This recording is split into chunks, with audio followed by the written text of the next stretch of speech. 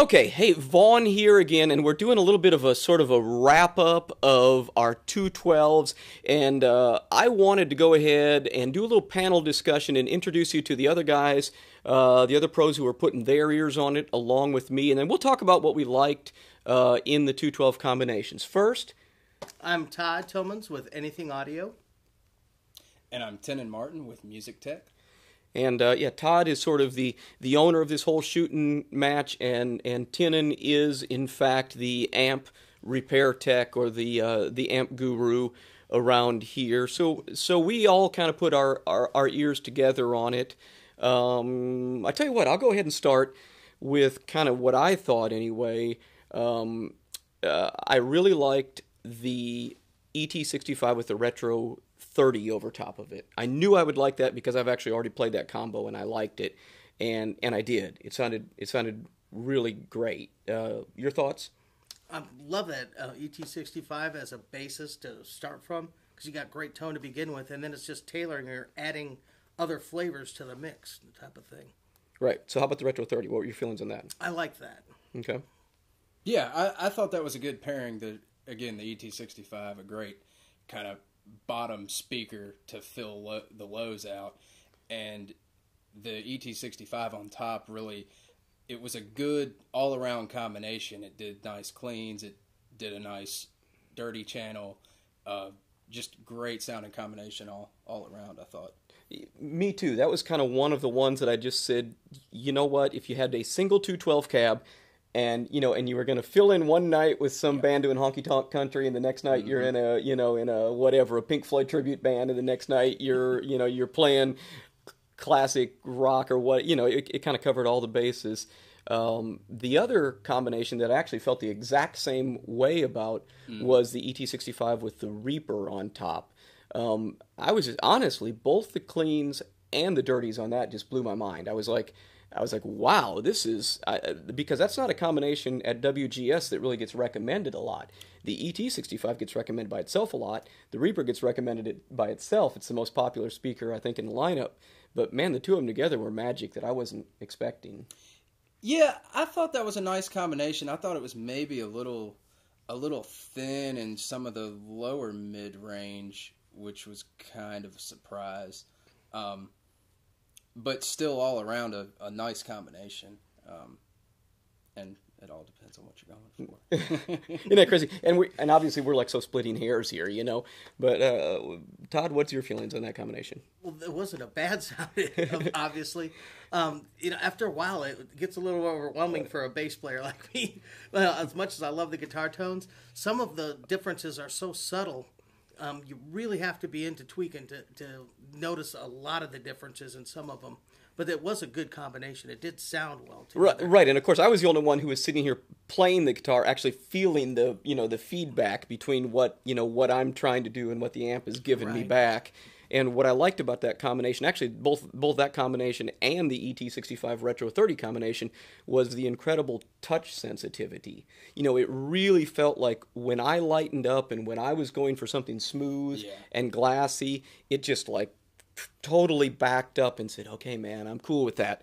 And when when I was really digging in and trying, to make the speakers dig in, they were like, "I'm with you, buddy. I'm with you there." I mean, that's what I dug. And that, as a player, sometimes a feel can make as big a difference on the amp and the speaker as just the tone. If it's close, but one feels better than the other under your fingers, that can be the deciding factor. Makes it fun to play. Yeah. And you'll get better tones because it feels better with the amp, Right. And the last combination that I wanted to talk about, if you guys got anything to add, that's cool, but was the surprising combination for me. The last thing we did was we put the American G12, the ceramic version, on top of the ET65. And what blew me away about that is I was expecting to really, really, really like the cleans. I was expecting, sort of a Fender sparkly clean on top of the little bit warmer, more low-end sound of the ET65. And I was thinking, I'm probably going to really like this in the clean setting, but I bet you I'm going to hate it on the dirty setting.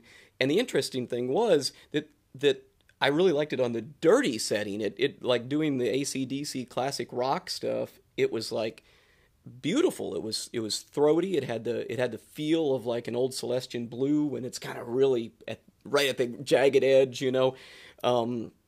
But interestingly enough, the combination for cleans didn't work because, quite honestly, it didn't want to clean up. The G12 kept wanting to sort of give that on the ragged edge sound. So that's a combination that I think I can now recommend for folks, especially if they're going after just straight up Marshall crunch vintage rock tones. Oh yeah, incredible crunch tones, and it just didn't do the clean, which was kind of a surprise. Yeah. Yeah. Yeah, I would totally agree with that. I was thinking it was going to sound like a twin reverb, and it wasn't there at all. And it didn't. Yeah. Well, and the interesting thing is, like, for instance, when we put the Green Beret, which is a greenback voiced speaker, on top of the ET65, that's what I was expecting, and we got some of that out of that. However, the ET65 almost seemed to sort of overwhelm the Green Beret, and so we didn't get as much of that sort of throaty breakup-y sound.